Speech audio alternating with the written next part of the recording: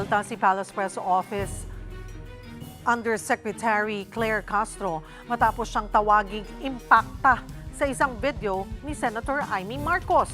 Magbabalita si Mobile Journal, Julie Baiza. Julie, ano ang ibig sabihin ni Yusek Castro sa pagsasabing ang nasa maximum level si Senator Amy? Cheryl, it takes one to know one. Yan yung sagot ni Palace Press Officer Claire Castro doon nga sa tila pagtawag sa kanyang impacta sa video ni Senadora Amy Marcos. Sa press briefing dito sa palasyo, sinabi ni Castro na kahit kailan hindi raw siya gumamit ng mga ganyang salita o ad hominem laban sa kapwa. At kung alam din daw ng senadora yung kahulugan ng impacta, it takes one to know one nga. Giit pa niya, wag daw mag-alala ang presidential sister at ang grupo nila. Nasa kanila daw yung corona at hindi kayang agawin mula sa kanila. Wala pa raw kasi si Castro sa kalingkingan ni Senadora Amy Marcos dahil sila nga raw ay nasa maximum level. So yun nga yung sinasabi, Cheryl, ni Castro na nasa maximum level daw yung kumbaga'y pagiging impacta ng mga sinasabi niyang ibang tao na dawit daw doon sa video, Cheryl. May sagot din ba ang palasyo sa sinabi ni Vice President Sara Duterte na waste of time lang ang SONA? Cheryl, ang SONA daw nasa konstitusyon naman daw yan, sabi ni Yusek Castro. Ang hindi daw pagbibigay ng respeto sa SONA ay hindi rin daw pagrespeto sa konstitusyon at sa institusyon mismo. Ang patutsada pa ni Castro, may mga tao daw na nais manatiling mga taong bayan. Kaya't ang payo nga niya sa publiko, lagi daw sanang maging mapanuri. Wag daw sumunod sa mga nag-uudyok na manatiling mangmangka sa katotohanan.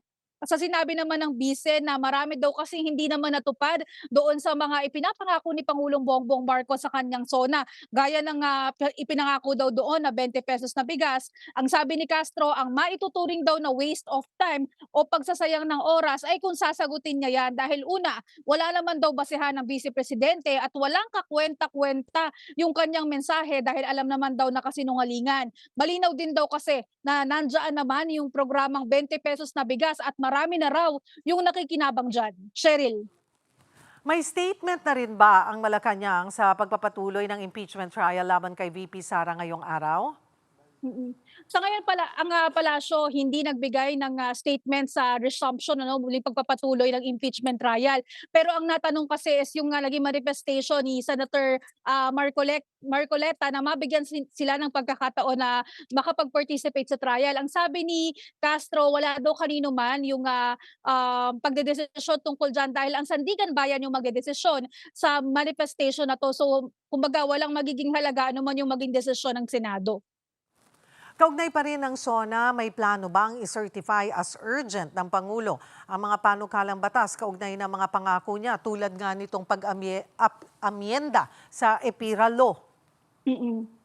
Kailangan muna daw makita ng Pangulo yung panukalang batas na ipapasa or ihahain bago daw siya makapagdesisyon. Kailangan din daw na mapag-aralan at makita yan at pag napag-aralan na daw ay ise-certify as urgent daw yan ng Pangulo. Kabilang nga sa mga isinusulong yung amendments ng EPIRA, pagpapalawak sa tax exemption at yung pag-update sa Ecological Solid Waste Management Act. Cheryl.